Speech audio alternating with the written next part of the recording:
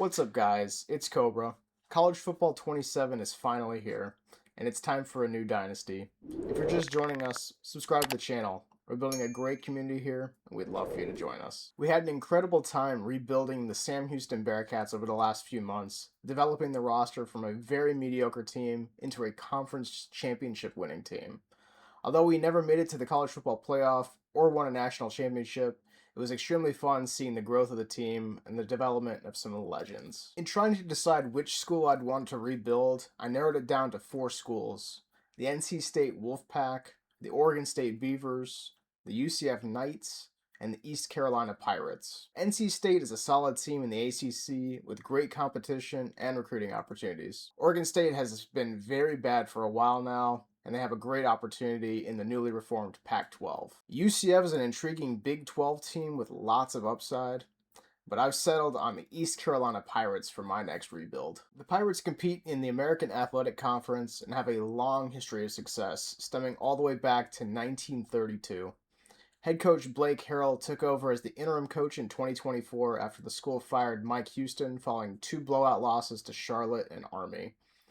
Harrell, the defensive coordinator, went on to finish the season with a winning record and led the Pirates to a bowl win over NC State. East Carolina finished the 2025 season with a 9-4 record and won the Military Bowl over Pittsburgh. The main goal of this video is to win a national championship with East Carolina, and along the way, I need to be able to successfully complete these 6 challenges. Do you think we can do it? The Pilots have a fairly diverse roster. The program brought in a total of 22 incoming transfers to rebuild the roster for the 2026 season. There are also 14 true freshmen on scholarship on the roster for this season as well. The offense, which ranked 19th in total offense and 25th in total points per game in 2025, is led by redshirt senior quarterback Mitch Griffiths. Following the departure of starting quarterback Caton Hauser, who transferred to Illinois, Griffiths joined the Pirates in the transfer portal from Texas Tech, where he appeared in 7 games off the bench. Redshirt junior Emory Williams, who joined the Pirates in the transfer portal from Miami, will likely remain the backup. True freshman Trey Burke will likely redshirt this season. The running back group is loaded with talent this year. Redshirt sophomore Ashton Gray and redshirt senior Michael Allen will likely split carries in the backfield. Gray, who joined the Pirates in the transfer portal from North Texas, should get the bulk of carries, and Allen, a transfer from Marshall, will be a change of pace back for the Pirates offense. Redshirt sophomores TJ Engelman Jr. and DeJuan Lacey should also get plenty of opportunities this season. Redshirt senior Brock Spalding will be our number 1 wide receiver this season. He finished the 2025 season with the 3rd most receiving yards and was named the ECU Breakout Athlete of the Year. Redshirt junior Ray Joseph will be our number 2 wide receiver and likely line up in the slot. He joined the Pirates in the transfer portal from Miami, where he was mostly used on special teams. Senior Landon Sides will be our number 3 wide receiver this season. He joined the Pirates in the transfer portal from North Texas, where he finished 4th on the team in receiving yards. Other receivers who should see playing time this season include redshirt senior Tyler Johnson, redshirt sophomore Jeremiah Melvin, senior Jaquez Petaway, redshirt senior Kyler Pearson, redshirt sophomore Dylan Lorick, and redshirt junior Jakeith Hamilton. Redshirt senior Keenan Hamlet is our starting tight end this season. He joins the Pirates in the transfer portal from App State, where he appeared in all 13 games in 2025, although he was used sparingly. Redshirt junior Ishmael Smith Flores should also see some time at tight end this season. He joins the Pirates in the transfer portal from UT-RGV, a FCS school in Texas. He could be a sleeper star for this offense. ECU's offensive line allowed only 34 sacks during the 2025 college football season, which ranked among the top 25 best units for pass protection. But the team will have a new group of starters this year. Redshirt junior Marlio Neolian will begin the season as our starting left tackle. He appeared in 11 games with 1 start in 2025 and was used mostly on special teams. Redshirt junior Bryce Weaver will begin the season as our starting left guard. He appeared in 10 games with 3 starts in 2025 and was mostly used on special teams as well. Redshirt senior Brandon Best will begin the season as our starting center. He joins the Pirates in the transfer portal from Kennesaw State, where he was named First Team All-Conference USA in 2025. Redshirt senior Ethan Kramer will begin the season as our starting right guard. He joins the Pirates in the transfer portal from Northern Arizona an FCS school that ranked among the best offenses in the country. Redshirt senior Hayes Creel will begin the season as our starting right tackle. He joins the Pirates in the transfer portal from Southern Miss, where he started all 13 games in 2025. On the defense, which ranked 34th nationally in scoring last season, returns only one starter. Redshirt seniors Kendrick DeJour and Josiah Robinson will begin the season as our edge rushers. Redshirt junior Julian Davis, who appeared in all 13 games in 2025, and redshirt freshman Dylan Worthen should also see plenty of playing time on the edge. Up the middle, redshirt senior Preston Carr and redshirt junior Ryan Roseborough should create a dynamic wall against the run. Both of these tackles appeared in all 13 games in 2025. Redshirt sophomores Javon Williams and Torin Brazel should also see plenty of playing time. They were both used on special teams in 2025, but they'll likely be utilized in more important situations this season. Linebacker and redshirt junior DJ Johnson Jr. is our only returning starter. He registered a team second best 60 tackles in 2025 and should be a leader for this season's defense. Redshirt sophomore Cruz Law and redshirt senior Cade Law, brothers and transfers from Memphis, should see plenty of playing time at linebacker this season. Redshirt senior Jackson Barker, a staple of the Pirates' defense and special teams, returns and should make an impact wherever he plays. Redshirt senior Ashton Lavelles Mitchell, who joined the Pirates in the transfer portal from FIU, should be a lockdown cornerback. Senior Jalen Bowden, who joined the Pirates in the transfer portal from Minnesota, will begin the season on the outside at cornerback. Junior Kevon Morrell, redshirt junior Jonathan Akins, redshirt sophomore Ramon Mosby, and redshirt freshman Angela Ross should also see plenty of playing time at cornerback. Redshirt junior Zaire Gamble, who joined the Pirates in the transfer portal from App State, will begin the season as our starting free safety. He started all 12 games in 2025 and finished second on the team with 76 tackles and 2 interceptions. Redshirt junior Aiden Duncanson, who appeared in all 13 games on defense and special teams, will begin the season as our starting strong safety. Junior Christian Peterson, who joined the Pirates in the transfer portal from UCF, is slated for the slot cornerback position this season, and he'll also play some safety as well. The kicking situation is still in flux. Redshirt senior Andrew Conrad and junior Everett Scott both bring unique skill sets to the team. Punting duties will be given to either redshirt sophomore Tomas O'Halloran or senior Elliot Huether. Kyler Pearson or Johnny Wilson will field punts, while Ray Joseph and TJ Engelman Jr. are listed as the kick returners. The biggest keys to a successful season for the Pirates are gelling a heavily revamped roster through the transfer portal, stabilizing the quarterback position, and maintaining defensive discipline. Following several off seasons of turnover, ECU needs its quarterback additions, such as veteran Mitch Griffiths and Miami transfer Emory Williams, to grab hold of the offense. Establishing immediate chemistry with the receiving corps, including returning playmaker Brock Spalding, is vital to stretching the field and avoiding costly stall drives. ECU heavily utilized the transfer portal to bring in proven pieces like Brandon Best and Hayes Creel to retool an offensive line that lost almost all of its starters from the previous season. Establishing cohesion and opening up the run game will be the foundation for controlling time of possession in tight conference matchups. Head coach Blake Harrell relies on generating consistent pass rush pressure. To improve upon the previous year's defensive numbers, the Pirates must limit explosive deep pass plays and force turnovers in crucial situations. Because the defense relies heavily on new arrivals, building a cohesive unit will make or break this season. The Pirates will play 7 games against 2025 bowl-eligible teams throughout their non-conference and AAC slate. The 2026 season kicks off with a massive road test at Alabama. It's a major paycheck game and an elite test for this retooled roster. The Week 2 home game against in-state rival App State will be one of the most highly anticipated regional matchups of the year. Week 3 sees the Pirates travel to Virginia for a non-conference matchup against Old Dominion. This game shapes up as a classic match between two rosters defined by heavy off-season transition. Week 4 sees the Pirates hosting a classic in-state FBS versus FCS battle. The Pirates hold an overwhelming 96.6% chance of victory. Week 5 is a bye week for the Pirates. ECU's family weekend is in Week 6, and it's a crucial AAC matchup against Rice. Both teams look to start out hot in conference play. The next 2 weeks are a midweek gauntlet featuring back-to-back Thursday night games against UAB and Memphis, which will test this team's depth on short rest. The Pirates return home in Week 9 to host Temple on Halloween.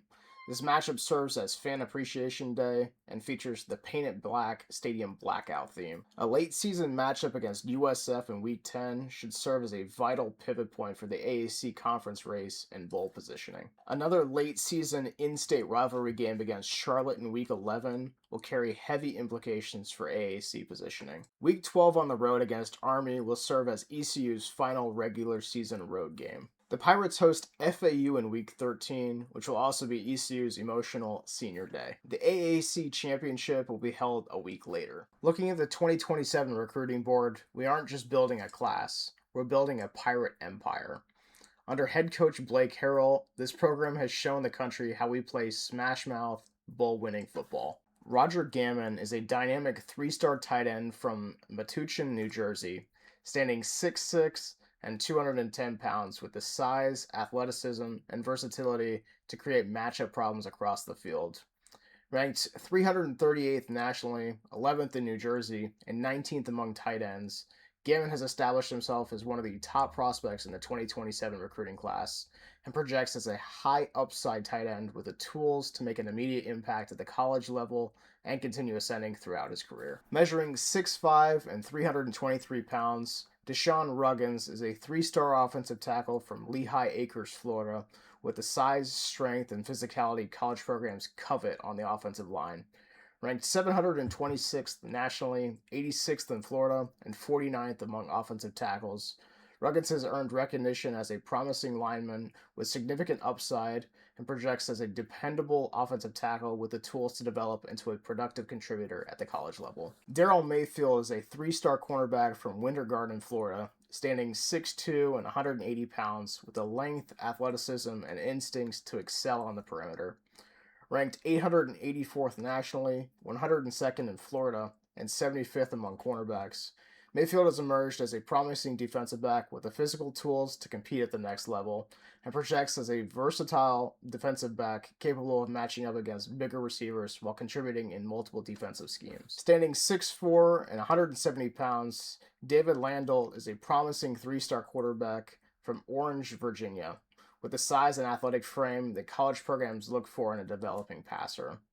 Ranked 927th nationally, 19th in Virginia, and 66th among quarterbacks, Landel has established himself as one of the state's top signal callers and projects as a high upside addition for college programs seeking a talented passer with the measurable traits and potential to develop into a difference maker. Morgan Storm is a dynamic 3-star wide receiver from Greensboro, North Carolina, standing 6'1" and 181 pounds, who has emerged as one of the state's top pass-catching prospects. Ranked 939th nationally, 30th in North Carolina, and 173rd among wide receivers, Storm brings an intriguing blend of size, athleticism, and playmaking potential.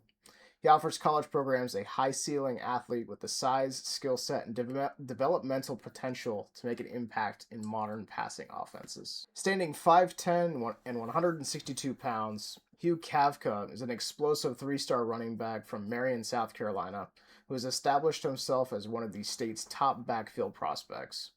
Ranked 992nd nationally, 20th in South Carolina, and 127th among running backs, Kavka brings speed, agility, and big play ability to every offensive snap.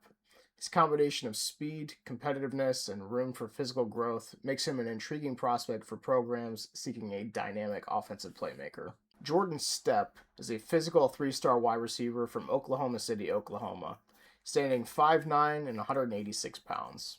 Despite his compact frame, Stepp plays with exceptional strength and balance, using his quickness and physicality to create separation and pick up yards after the catch, which gives him the potential to become an impact contributor for programs looking to add a dependable offensive weapon. Standing 6 foot and 195 pounds, Marcus Turpin is a physical 3-star JUCO sophomore safety from Fayetteville, North Carolina, who brings college-ready experience and a mature skill set to the secondary.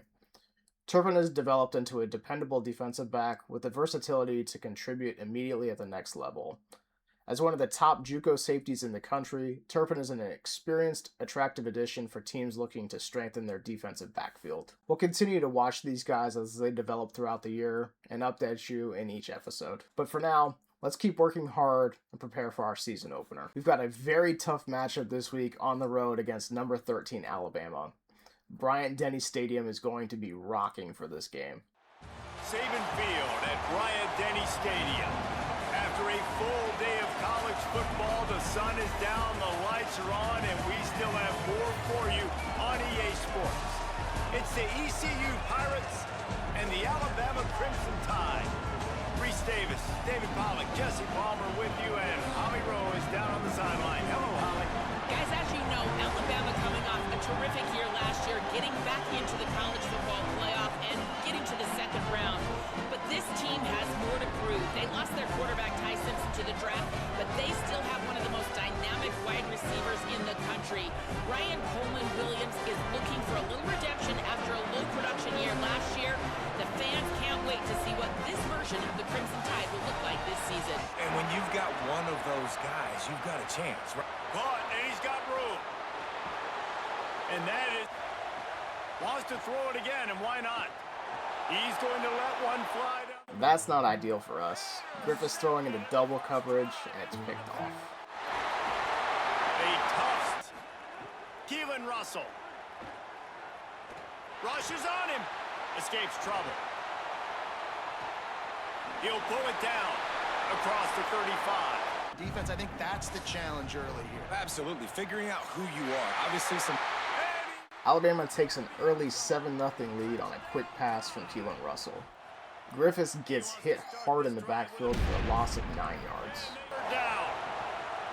Looking to throw, and he needs a chunk play. Makes the grab. Russell. With the catch, it's Rogers. Using his legs, it's Hill. Slips one guy, now he's loose. Throwing Russell. Slings it downfield. See how they're able to cover him throughout the rest of this game. Makes the grab and room to run. Tries again to get it in. Going right back. Daniel Hill punches it in from 2 yards out to give Alabama a 14-0 lead. Trying to move the sticks on third down through the air. Keelan Russell. Josiah Robinson with a big sack on third down. It was all Bama in the first quarter. The Pirates managed only 24 yards of offense and look simply outmatched so far in this game. It could be a long day for us. From the gun, wants to pass. Finds his big tight end. Russell fires to the wideout. From the gun, wants to pass. The sweet feet buy a little time. Really nice job. The play. Griffiths takes another big hit in the backfield for a loss of 5 yards. Russell on play action. Finds his tight end. He gets the... Preston Carr was untouched on that play, sacking Keelan Russell for a loss of 6 yards. Looking downfield, it's Russell. Throws to the tight end. Out of the shotgun on third down. And that's incomplete. Looking to throw, and he needs a bunch. It's caught. They'll run it on the counter. Slithers into space. No way. Josiah Robinson might be injured. That would be a big loss for our defense. Ready for this guy. From the gun on third down, Keelan Russell. Lets it fly deep downfield. Him in their own end. Makes the grab on the left. Just keeps slinging it. He'll keep it again on the option. Urged that time by the offensive line. You saw all those bodies behind the defense being pushed backwards. Offense, second down, clock's running.